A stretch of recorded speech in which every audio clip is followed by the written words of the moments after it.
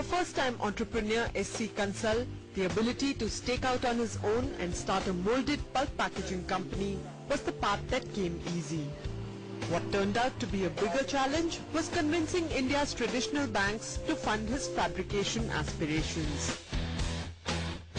Kansal, a PhD from IIT-Mumbai, was confident he could self-fabricate the machines. But the bank ironically trusted his IIT degree more than his design capabilities. In the end, Kansal had to agree to import one machine while the bank allowed him to self-fabricate another.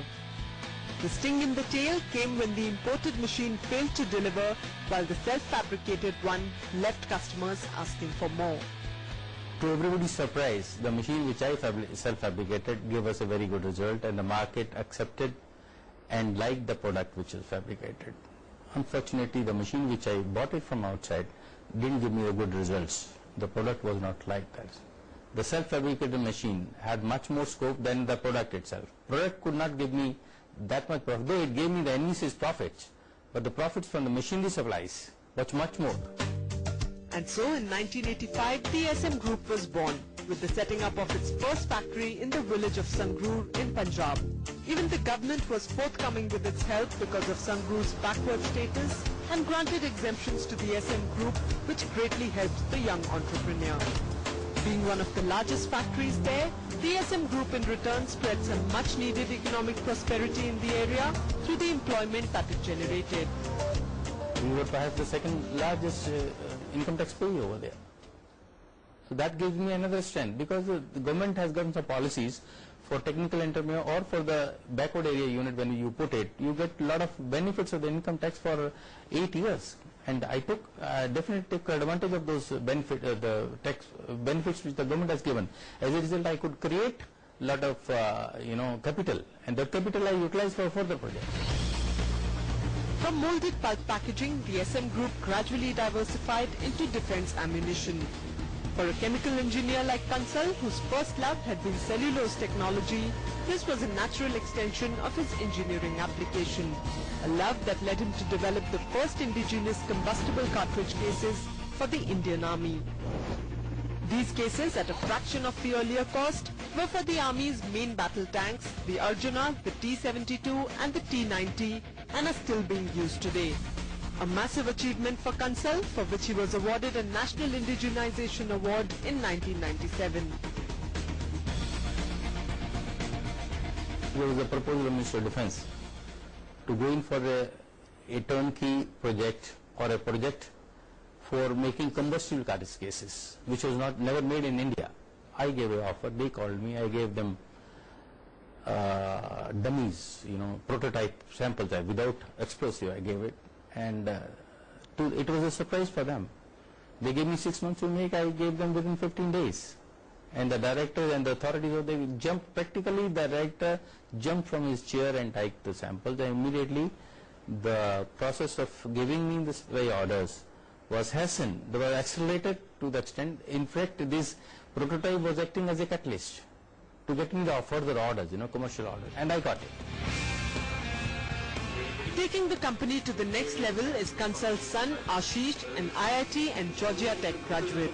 Ashish, who joined the company in 2003, has helped SM Group diversify into bulletproof jackets, vehicle armour and tactical software solutions. For both father and son though, the primary focus has always been R&D, a practice that has led them to innovate world-class products right here in India. Products such as boron carbide armour, modular cartridge cases and VVIP armour shields are taking not just India but the world by storm. And SM Group, after proving its mettle in India, has major plans to reach out to this very promising foreign market. And the velocity till this is the same. We make unique product from our R&D thing. Those unique products are not giving any competition or any competitor to come in front of us, So there is hardly anything. Like ceramic, there is nobody. There is nobody. Boron carbide, there is nobody in India. We are the unique. Rather, you will find in whole Asia, we are the only ones. Boron carbide plates, which we are now the only 5th company in the world to manufacture such plates. And we are in fact the first one in India. Somebody from a very large company, which is a very huge international company, coming down and telling us, all right guys, how can you possibly make this in this way where we've not been able to make it out this way, and it's been our own innovation in making that. So it was really, you felt really happy hearing it out that you've developed something which others have not been able to. In a post-2611 scenario where every military or paramilitary force understands that the difference between life and death is often the quality of the armor, there's an ever-increasing demand for SM Group's products. With their cutting-edge technology developing top-notch products, the SM Group today boasts of clients such as the SPG, Marine Commandos, CRPF, Mumbai Police, Assam Rifles and Force One, to name just a few. Recently there was a tender with the CRPF for 59,000 jackets.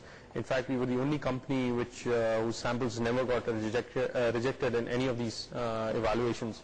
Our samples, both samples had passed in all stages of evaluations every time.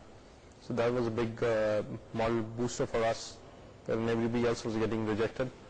So we've, I guess the idea, the people have now started appreciating quality. They really understand that now a good quality product is required, especially after 2611, and that's a very good atmosphere for companies like us who are more interested in selling out good quality products.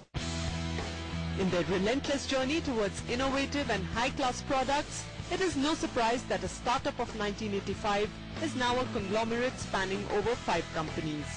And for this father-son duo, the journey to arm and empower our nation's forces marches on.